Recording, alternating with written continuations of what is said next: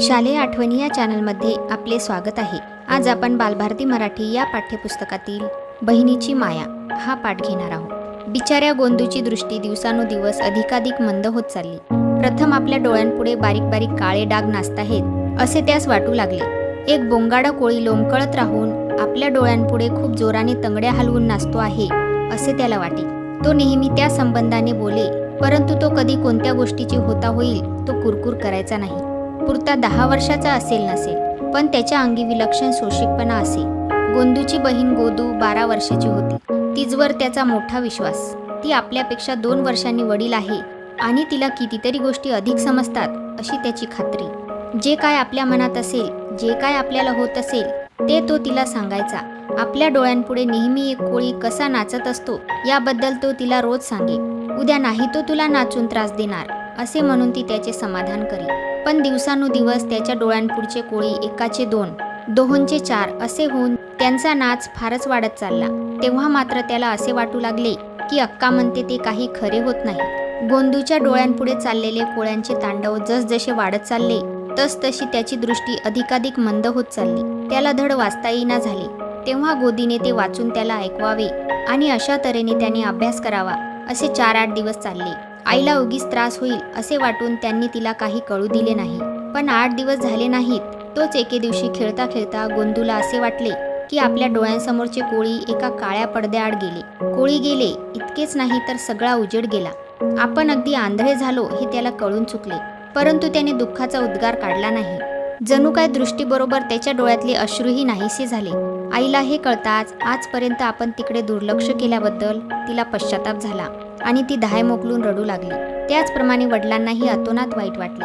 पोराचे डोळे जाण्यास आपणच कारण झालो असे वाटून तेही शोक करू लागले। पण दुःख व पश्चाताप करत न बसता त्यांनी गावातील सरकारी डॉक्टरांकडे गोंदूला नेले। डॉक्टरांनी तपासणी करून असे सांगितले की मुंबईच्या चांगल्या डॉक्टरांचे उपचार घेतल्यास दृष्टी पुन्हा येण्याचा संभव आहे। डॉक्टरांकडून परत आल्यावर त्या रात्री गोंदूच्या आईवडिलांचे चांगले 2 प्रहर बोलणे झाले। गोदी जागी होती। गोंदूच्या डोळ्यांविषयी आईबापांचे काय बोलणे चालले होते ते तिने सर्व ऐकले। मुंबईच्या डॉक्टरांची फी जबर, शिवाय 15-20 दिवस तिथे राहावे लागेल त्याचा खर्च, एकंदरीत बरेच पैसे पडतील। आज तर जवळ एक कवडी सुद्धा शिल्लक नाही। मुंबईला जायचे तर हर तऱ्हेची काटकसर करून रुपये जमा करायचे म्हटले तरी 4-5 महिने लागतील। हे गोदीच्या कानी पडले आणि तिला फार वाईट वाटले। त्या रात्री तिच्या मनात कितीतरी विचार आले आणि एकदम तिच्या मनाने घेतले ते काही ना काही करून ताबडतोब उपाय केला पाहिजे। दुसऱ्या दिवशी सकाळी तिने आपल्या अंध भावाला शाळेत नेऊन पोचवले। शाळेतून परत येत असता आपला सर्व विचार तिने त्याला सांगितला। तो ऐकून त्याला फारच आनंद झाला। दुसऱ्या दिवशी पहाटे 4 वाजले नाहीत तोच ती उठली। त्यांच्या गावापासून आगगाडीने मुंबई सुमारे 1.5 तासाच्या रस्त्यावर होती। भाडे फारच थोडे होते। गोदूजवळ आईवडिलांनी दिलेले खाऊचे पैसे होते। त्या पैशाच्या जोरावर तर तिने आई-वडिलांच्या नकळत मुंबईत जाऊन प्रख्यात डॉक्टरांना आपल्या भावाचे डोळे दाखवण्याचा निश्चय केला। गोदू कित्येक वेळा वडिलांबरोबर स्टेशनवर गेली होती, त्यामुळे तिकीट कोठे काढतात वगैरे तिला ठाऊक झाले होते। तिने चटकन आपल्या भावास उठवले आणि ती दोघेही अगदी गुपचूप घराच्या बाहेर पडली। बरोबर 6 वाजता मुंबईची गाडी होती। त्यापूर्वी अर्धा तास स्टेशनवर येऊन योग्य वेळी तिकिटे काढून दोघेही जेव्हा गाडीत बसली तेव्हा तिचा जीव खाली पडला। तिला मोठे भय पडले होते की कोणी ओळखीचे भेटेल, आपणास घरी परत घेऊन जाईल आणि आपला सर्व बेत फसेल। पण तसे झाले नाही। गाडीची शिट्टी वाजून गाडी निघाली आणि आपला बेत येतपर्यंत तर सिद्धीच गेला असे पाहून तिला कितीतरी समाधान झाले। इकडे 6 वाजून गेले, उजाडले, अजून मुले उठली नाहीत असे पाहून आईस आश्चर्य वाटले, कारण ती इतका वेळ निजणारी मुले नव्हती। पण इतक्यात आईची दृष्टी आत जाते तो गोदावरी व गोविंदा यांची अंथरुणे गुंडाळलेली असून त्यांचा ठिकाणा नाही असे दिसून आले। मग काय, जिकडे तिकडे त्यांना शोधण्याची मोठी धांदल सुरू झाली, परंतु कोठेच काही पत्ता लागेना।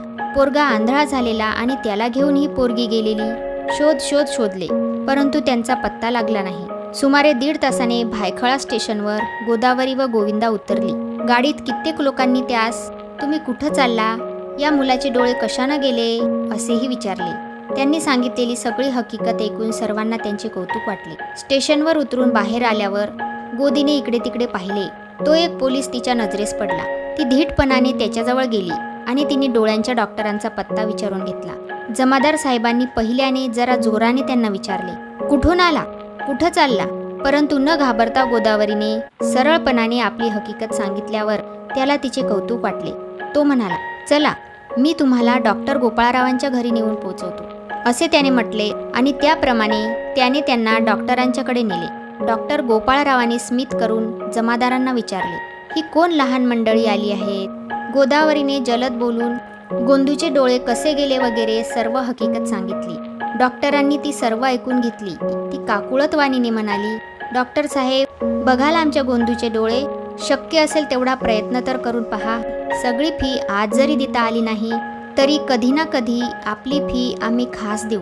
डॉक्टर त्या मुलांना घेऊन घरात गेले. आधी त्यांनी आपल्या बायकोस सांगून त्या मुलांना काही खाण्यास दिले. त्यांच्या घरचा पत्ता विचारून घेऊन मुलांच्या सुखरूपतेबद्दल घरी एक तार दिली. नंतर त्यांनी अर्धा तास गोंदूचे डोळे तपासले. परीक्षा चालली असता गोदावरी जवळच उभी होती. तिचा जीव टांगणीला लागला होता. डॉक्टर काय सांगतात हीच तिला काळजी होती. सरते शेवटी डॉक्टर हसत हसत गोदावरीकडे पाहून म्हणाले, मुली, 99 हिश्श्यांनी तुझ्या भावाचे डोळे माझ्या हातून नीट होतील असं मला वाटतं. हो, त्यासाठी तुम्हा दोघांना इथं राहावं लागेल. मात्र तुला शुश्रूषा केली पाहिजे. हो हो, करीन की, अगदी मनापासून. आणखी बरं का डॉक्टर, तुमची सगळी फी आम्ही देऊ, आज ना उद्या. तिचे ते अंतकरणापासून आलेले बोलणे ऐकून डॉक्टरांना कौतुक वाटले आणि बरं बरं असे ते हसत म्हणाले. डॉक्टरांची तार पोचून संध्याकाळच्या गाडीने त्या मुलांचे वडील आले. आपल्या मुलांना पाहून ते गहिवरले. गोविंदाच्या डोळ्यांवर डॉक्टरांनी त्वरित इलाज केला. डोळ्यांवर पट्टी बांधली. ती 15 दिवसांनी काढायची असे त्यांनी सांगितले. गोदू भावाची शुश्रूषा मनापासून करू लागली. डोळ्यांवरील पट्टी सोडण्याचा दिवस आला. डॉक्टर गोपाळरावांनी गोंदूच्या डोळ्यांवरील पट्टी सोडली. अक्का अक्का, गोंदू आनंदाने व प्रेमाने ओरडून म्हणाला आणि एकदम त्याने तिच्या गळ्याला मिठीच मारली. दिसू लागलं का रे गोंदू? तिने औत्सुक्याने त्यास विचारले आणि त्याने हो हो दिसू लागलं बरं असे उत्तर दिले. ते ऐकून तिच्या डोळ्यातून आनंदाचे अश्रू वाहू लागले. त्याबरोबर गोपाळरावांचे डोळेही पाणावले. दुसऱ्या दिवशी गोपाळरावांनी मुलास त्यांच्या घरी पाठवण्याची तयारी केली. त्यांच्याबरोबर आपला गडी दिला आणि ऐन गाडी सुटण्याच्या वेळी गोदावरीच्या हातात एक बंद केलेला लखोटा देऊन ते म्हणाले, हे मी तुमच्यासाठी केलेल्या खर्चाचं टिपण आहे. आपल्या वडिलांजवळ दे आणि त्याबद्दल काही घाई नाही म्हणून सांग. गोंदूचे डोळे बरे करून त्याला परत आणलं असे घरी जाताच गोदावरीने अभिमानाने म्हटले. सर्वांना आनंदाचे भरते आले. ते ओसरल्यावर डॉक्टरांनी दिलेल्या लखोट्याचे गोदावरीला स्मरण झाले आणि तिने तो आपल्या वडिलांना दिला.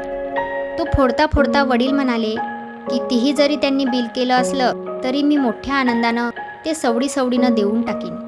लिफाफा उघडून पाहतात तो आत पुढील मजकूर होता.